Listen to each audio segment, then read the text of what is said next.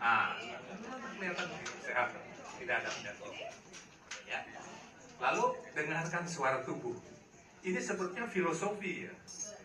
Jadi artinya kalau lutut kita nyeri, itu artinya mungkin lutut menjerit. Dada kita sakit, mungkin jantung kita menjerit. Perut kita mules, usus kita menjerit. Dengarkan. Apa artinya dengarkan? Perhatikan, tanya ke dokter, dok, ini kok saya mules terus. Usus Anda ada sesuatu, diperiksa. Kalaupun betul ada sesuatu, itu masih awal. Kalau masih awal, kan gampang obatinnya, murah. Tapi orang Indonesia membiarkan dan mengabaikan suara tubuh. Maka itu asuransi BPJS di Indonesia itu tekor. Karena critical illness ada 33, penyakit kritis 33, dan itu biayanya besar. Nah, kenapa sampai begitu? Karena pembiaran. Karena tidak tahu. Ignorancy. Ya. Lalu, kita hanya makan kalau merasa lapar. Kalau Bapak Ibu patuh mendengarkan, saya hanya makan kalau lapar, pasti tidak gemuk. Pasti tidak gemuk. Kita hanya minum kalau sedang haus. Jadi ada anjuran minum 3 gelas, 1 botol, bangun tidur, salah. Ada orang yang percaya seperti minum berapa gelas pagi-pagi, salah. Bahwa minum banyak itu bukan menyehatkan. Itu pembebanan pada ginjal. Tapi nggak ada yang kasih tahu loh. Hiperhidrosis, kebanyakan minum. Berapa yang cukup? Susahnya kita kan di ruangan AC. Rasa haus kadang-kadang sudah berkurang. Usia lanjut, rasa haus juga sudah terganggu. Tapi kita harus cukup. Kenapa? Otak kita perlu banyak air. Ginjal kita perlu banyak air. Lalu berapa? 30 cc per kilogram berat badan. Boleh Ibu Bapak catat. 30 cc per berat badan kilogram berat badan. Kalau saya misalnya 70 kilo, 70 kali 30 cc 2,1 liter. Bagaimana saya tahu itu? Saya beli tempat wadah yang kira-kira 2,1 liter. Sampai sebelum tidur belum habis, berarti saya belum cukup minum. Karena kalau kita di ruangan AC, kita nggak haus-haus, rasanya kok udah banyak gitu. Itu salah. Padahal simpel. Kalau kita kurang minum, otak kita rasanya. Kita sering sakit kepala, otak kita menjerit. Kurang air, kurang minum. Ya. Lalu tidak salah alamat berobat. Apa contohnya? Teman sejawat saya dokter gigi, maaf, ada kebetulan dokter gigi, dia kena kanker payudara, masih stadium 1. Dia tidak mau berobat ke dokter, dia cari orang pintar. Artinya kan salah alamat berobat. Saya bisa berani salah karena ternyata gagal. Di Indonesia pengobatan alternatif banyak sekali dan itu tidak murah. Dia pilih alternatif. Berbulan-bulan berobat juga tidak murah dan sudah stadium 3. Dia baru ke Darmais. Dokter Darmais bilang angkat tangan, sorry sudah terlambat. Nah ini kan menentukan nasib penyakit kita karena kita salah alamat berobat, fatal. Hanya gara-gara kita memilih bukan alamat berobat ini. Bukan saya karena saya dokter sehingga saya harus katakan pilihlah medis. Karena medis sudah teruji. Kalau herbal kan tidak ada evidence base, belum tentu ada bukti ilmiah. Jadi bukan berarti herbal atau alternatif semuanya jelek, tidak, tapi ada yang tertentu.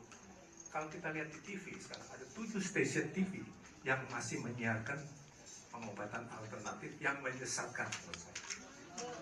Itu sudah dilarang oleh Dinkes, tapi tetap saja. Bagaimana orang awam yang tidak menguasai ilmu kedokteran bisa terpengaruh?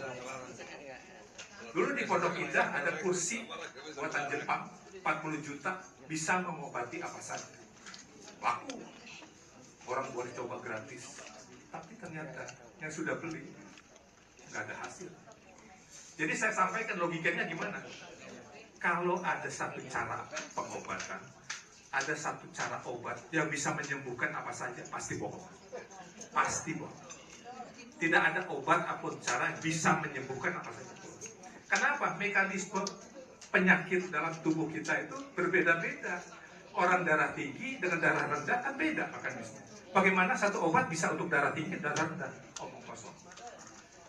Jadi maaf Bapak Ibu, kita bernalar saja. Jadi jangan terpengaruh. Ibu Tika, terima kasih mendengarkan. Lalu jangan lekas percaya pengobatan alternatif. Cerdas hidup sehat menambah wawasan hidup sehat.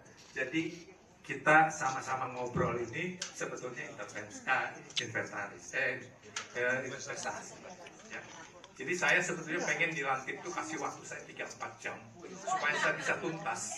Saya bisa tuntas. Kalau udah tanggung, saya ngomong apa? Oke? Dan kalau sudah sakit, saya bilang pasti berongkos. Kalau kita investasi murah sekali.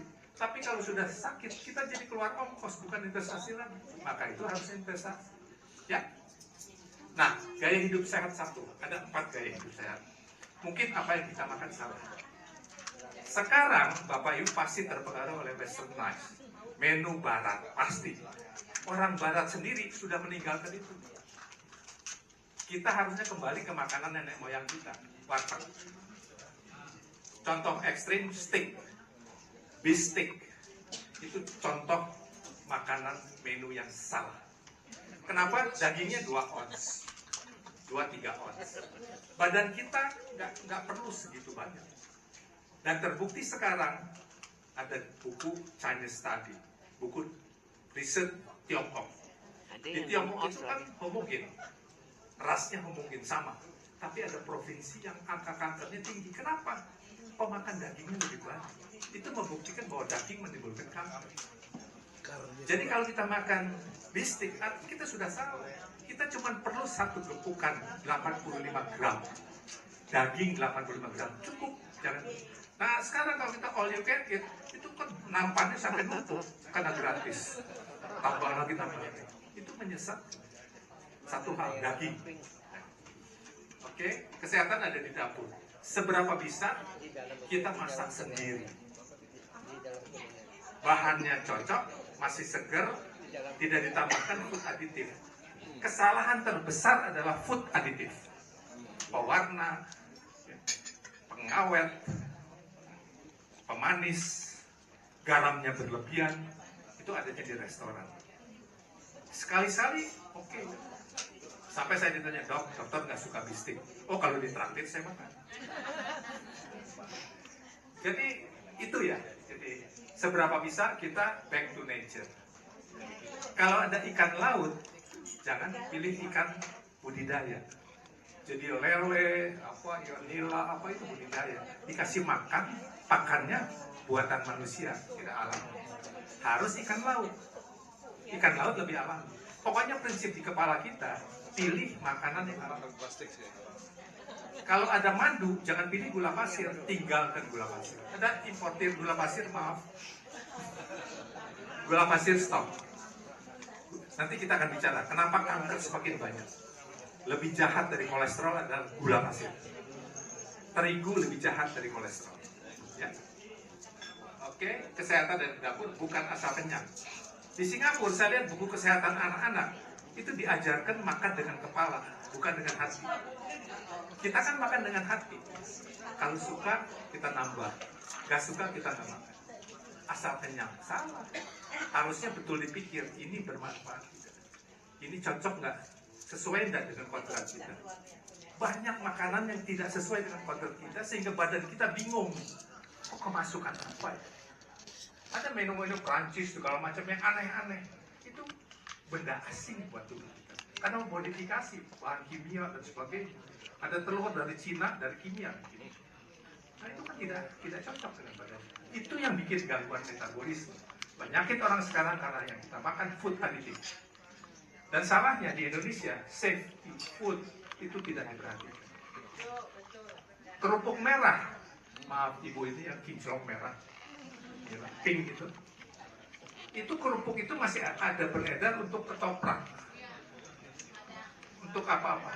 Itu sendiri sudah tidak boleh, karena rodamin B. Bagaimana anak sekolah kita tiap hari makan kerupuk itu, sirup itu, yang isinya pewarna tekstil, dibiarkan. Saya bayangkan 10 tahun lagi anak-anak kita kanker. sudah hidupnya susah, kena kanker pula. Tapi nggak ada yang kasih tahu. Dan saya juga nggak berani kasih tahu, saya tidak punya otoritas.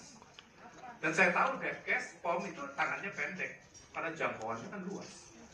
Yang bisa saya lakukan, saya menyampaikan informasi. Kalau semua tahu informasi, dia nggak pilih kerupuk, gulung tikar, pabrik kerupuk merah. Seperti itu. Ya, pemanis buatan.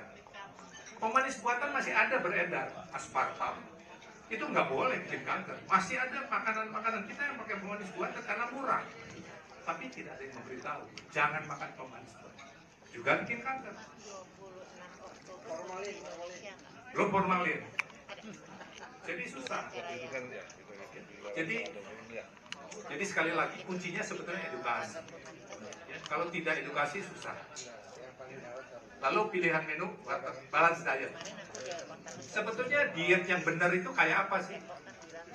Ketofastosis, intermittent fasting, atau golongan darah. Yang benar adalah balance diet. Yang dunia kedokteran dunia terima itulah menu seimbang. 60% karbohidrat, 25% protein, 15% lemak. Jangan dibolak-balik. Tadi Pak Haloman tanya, katanya nggak boleh makan karbo. Tidak. Kodrat tubuh kita, nanti saya akan uraikan kenapa butuh 60% karbohidrat. Ya, oke, balance diet, pilihan menu water. Oke, slide. Nah, kita sel tubuh yang 27 triliun itu dapat makanan dari oksigen paru-paru. Saya tahu kalau kita tidak bergerak, tidak olahraga, oksigennya masuk kurang. Ibu itu pemetik teh, mukanya merah, karena dia bergerak. Inem di rumah tidak berhenti bergerak, lebih cantik dari ibu majikan. Jadi saya bilang kalau mau cantik, jadi inem. Pekerjaan domestik, pekerjaan domestik itu dilakukan sendiri.